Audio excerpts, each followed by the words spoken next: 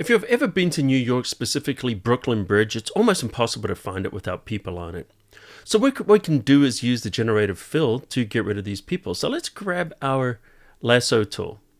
And sometimes it's better to kind of do these like maybe in 2 or 3 passes, but it's always worth a try to see if we can do it in one hit.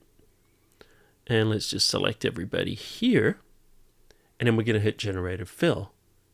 Now we're not going to put anything in there. We're just going to hit Generate and see if it can just replace it with the background.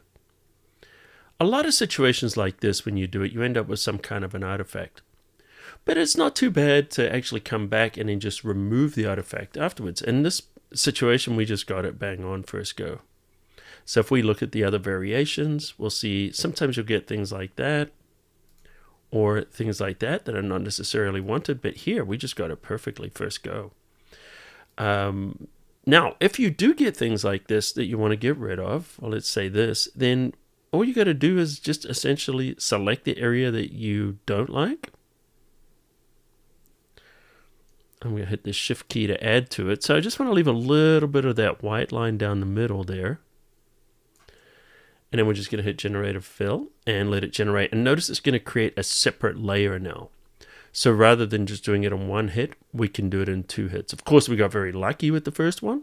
And sometimes you do. Sometimes you just hit it like right out of the park first time. And other times you might have to go for a second attempt like I did here. And if we look at the second or the third variation there, I'm thinking I actually pretty much like maybe the second variation the best. And there we go. We've removed all the people out of here. And now you could composite your own people into the scene or, do whatever it is you wanted to do with this particular image.